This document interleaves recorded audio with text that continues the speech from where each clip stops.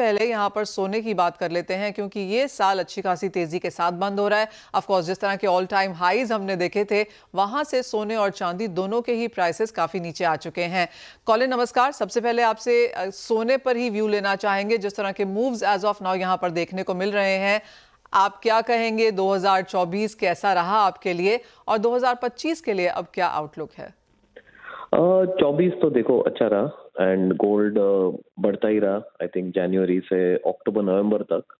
दिसंबर में हम लोग ने थोड़ा मींस अभी सबड्यूड है आई वुड से, और थोड़ा करेक्शन भी आ गया है in anticipation of January Jan 20th जैसे ट्रम्प आएगा। और अब क्या होता है on geopolitical, whether it is China पे tariffs, Russia Ukraine war, Israel Hamas, means बहुत सारी इवेंट्स ऐसे लग रही है कि जैन फेब में होगी।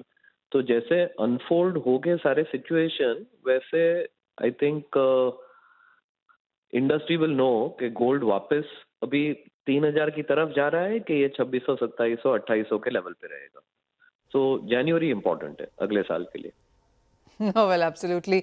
साथ ही साथ हम जानते हैं कि अब बजट में भी एक ही महीना है एंड एब्सोल्युटली कॉलिन, जनवरी काफ़ी इंटरेस्टिंग, एक्साइटिंग और बिजी रहने वाला है, क्योंकि ट्रंप के आने के बाद क्या होता है। ऑफ कोर्स एक नया यूएस प्रेसिडेंट है, साथ में डावोस में यहाँ पर किस तरह की कॉन्वर्सेशंस निकल के आएंगी, और फिर 1 फेब को इंडियन मार्केट्स में बजट है जिसकी रिप्रेजेंटेशंस ऑलरेडी शुरू हो चुकी हैं। जीजेपीसी ने यहाँ पर मीटिंग करी है और अपनी रिप्रेजेंटेशंस भी फाइनेंस मिनिस्टर के समक्ष रखी हैं। क्या कुछ आपको लगता है इस बार क्या हम देखते हुए पाएंगे यहाँ पर बजट में इंडस्ट्री के लिए? सी इंडस्ट्री के लिए as far as taxation duties ये सब जो किया लास्ट ईयर और प्रीवियस ईयर में, सो लगभग इंडस्ट्री जो चाहती थी वो हो गया है। तो जो अपना गोल्ड का एक स्पेशली जो बहुत बड़ा डिफरेंस था रेट में बिटवीन इंटरनेशनल और इंडिया, तो वो तो अब कम हो गया है। सो जिसपे डिसइंसेंटिव भी है ट्रेड को अनऑर्गेनाइज तरफ जाने के लिए। So as far as duties, taxation, GST, ये सब मींस इंडस्ट्री को जो चाहिए वो है। अब जो इंडस्ट्री की एक चैलेंज है वो है नेचुरल डायमंड का एक्सपोर्ट्स, और उसके लिए अगर गवर्नमेंट स्पेशल कुछ फंडिंग कर सके जिससे मार्केटिंग में थोड़ा एक्सपेंडिचर कर सके डिमांड क्रिएशन के लिए, तो इंडस्ट्री वो ही चाहता है अभी। एंड अगर वो नहीं किया तो जो अनएम्प्लॉयमेंट और जॉब सिचुएशन स्पेशली सूरत में है वो और बिगड़ सकती है। जैसे आपने कहा नेचुरल डायमंड्स को लेकर और उसके एक्सपोर्ट्स को लेकर यहाँ पर कुछ चिंताएं जरूर बनती हुई नजर आई। पिछले क्वार्टर में हमने नंबर्स थोड़े से यहाँ पर बेहतर जरूर होते हुए देखे, लेकिन किस तरह के एक्सपोर्ट इंसेंटिव्स की आपको रिक्वेस्ट है? क्या कुछ मांग रहे हैं आप? देखो, जो मांग रहे हैं वो है डिमांड क्रिएशन के लिए फंड, सबसे जो मेन महत्वपूर्ण बात है। दूसरा है कि अब जैसे बहुत सारा फोकस लास्ट 20-25 साल में रहा है रॉ मटेरियल पे, whether it is natural diamond, lab grown diamond, gemstones. अब शायद अगले 3-4-5 साल फोकस ज्यादा देश का, और जैसे ये टैरिफ्स और जो दुनिया भर में आज अपॉर्चुनिटी है इंडिया को because of China situation, is jewellery manufacturing. और अगर ज्वेलरी मैन्युफैक्चरिंग को बढ़ावा देने की जरूरत है तो उसके लिए ज्वेलरी पार्क्स की जरूरत है, उनको इंफ्रास्ट्रक्चर स्टेटस देने की जरूरत है। सो वो अब एक एनकरेज करना चाहिए। तो इंडिया के लिए चांस है, जो चाइना में आज बड़ा मैन्युफैक्चरिंग हो रहा है वो शायद अपने देश में आ सकता है, मगर without modern infrastructure, quality, tech, वो पॉसिबल नहीं रहेगा, और वहाँ गवर्नमेंट की मदद की जरूरत है। तो modern infrastructure and technology of course and incentives in sense of jewellery making, यहाँ पर एक बहुत बड़े पुश की ज़रूरत है। कॉलिन, आपने यहाँ पर लैब ग्रोन डायमंड्स की भी बात करी, और हम जानते हैं कि पिछले 2-1 बजट्स में हमें लगातार यहाँ पर एक सपोर्ट मिलता हुआ नजर आया है। क्या इस सेक्टर को आपको लगता है अभी भी सरकार के सपोर्ट की, पुश की ज़रूरत है? क्या यहाँ पर कुछ सुनने को मिलेगा?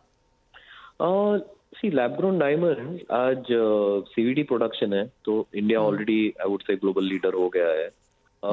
HPHT रफ का कटिंग एंड पॉलिशिंग भी वो लगभग हिंदुस्तान में ही हो रहा है। सो लैब ग्रोन को जो एक बूस्ट की जरूरत थी वो हो गया है। अभी आई थिंक जो एक शायद कंज्यूमर प्रोटेक्शन के लिए लैब ग्रोन और नेचुरल दोनों का डेफिनेशन अगर क्लैरिफाई किया जाए तो कंज्यूमर के लिए अच्छा रहेगा, और फिर दोनों इंडस्ट्री को एग्जिस्ट अच्छी तरह से कर सकती है। तो वो जरूरत है गवर्नमेंट की तरफ से। कॉलिन, एक फाइनल सवाल और ये अगले साल के लिए गोल्ड प्राइसेस को लेकर है। आप हमें ऑलरेडी बता चुके हैं कि काफ़ी सारे इफ्स एंड बट्स हैं, लेकिन interest rate cuts, global central bank buying, investment demand, जिस तरह के रिटर्न्स हमने सोने को इस साल में आते हुए देखे हैं, उसका सपोर्ट, तो काफ़ी सारी चीज़ें हैं जो अभी भी सोने के फेवर में काम कर रही हैं। ज़्यादातर बैंक्स एंड ब्रोकरेजेस मानते हैं कि $3,000 पर आउंस, 3500 तक के भी टारगेट्स हमने अगले साल के लिए बनते हुए देखे हैं। आपकी क्या सेंस है?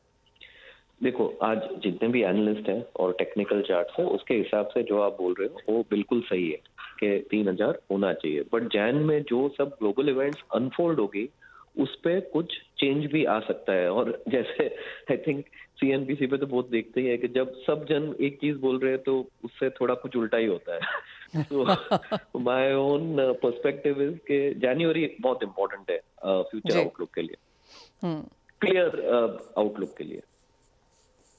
Point taken. कॉलिन, बहुत शुक्रिया साथ जुड़ने के लिए। तो जैसे कहा गया कि जनवरी काफ़ी इंपॉर्टेंट एज अ मंथ रहेगा, और ट्रम्प आके क्या करते हैं, किस तरह का ट्रेड्स, टैक्सेस, टैरिफ्स लगाते हैं, उसका इम्पैक्ट हम करेंसीज पे, बाकी सभी एसेट क्लासेस पे भी आता हुआ देखेंगे।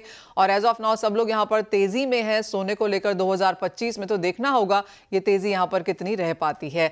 दिनेश जी, आपको क्या लगता है कहाँ जाएंगे सोने के प्राइसेस? एज ऑफ नाउ बढ़त है और बाजार को लग भी रहा था कि कुछ मुनाफा वसूली इस साल के अंत तक आएगी, जो हमने आते हुए देखी भी है। अब क्या यहाँ पर ये बाइंग अपॉर्चुनिटीज़ हैं, क्या यहाँ पर खरीदना चाहिए? जी नमस्कार मनीषा जी। बिल्कुल, हमने शुरुआत में देखा कि 2024 जनवरी 62,500 से हमने शुरू किए थे और वहां से 27% का गेन हमने देखा है। 79,700 के लेवल्स हमने देखे हैं। ये डिस्पाइट द फैक्ट कि 9% इंपोर्ट ड्यूटी रिडक्शन हुई, मतलब ये गेन्स करीब करीब 35% तक गए होते। और अभी भी जो है मुझे लगता है कि 20-22% का गेन ऑलमोस्ट गोल्ड दिखा रहा है, जो कि नॉर्मल 13% से कहीं अधिक है। ये कंसोलिडेशन फेज है जहां मार्केट एक वेट कर रहा है कोई फ्रेश फिगर के लिए, फ्रेश न्यूज के लिए। आई थिंक 75,000 जो गोल्ड है हाल फिलहाल एक महीना तो होल्ड करेगा ही करेगा। अपसाइड पर मुझे लगता है कि थोड़ा रेस्ट्रिक्टेड रहेगा, क्योंकि कोई ऐसा बूस्ट नहीं है, कोई ऐसी न्यूज नहीं है जो प्राइसेस को इमीडिएटली बूस्ट दे सके। बट हमारे यहाँ जो यूएसडी आईएनआर है वो बार बार, मतलब अगर आप देखते हो, रुपी जो है बार बार डिप्रिशिएट हो रहा है और भी आगे डिप्रिशिएट होने की संभावना लगती है। तो in terms of Indian gold rupee मुझे लगता है कि यहाँ पर बढ़ने का थोड़ा चांस ज्यादा है। 77,500 के लेवल से मुझे लगता है कि फर्स्ट वीक ऑफ जनवरी में हमें देखने मिल सकता है।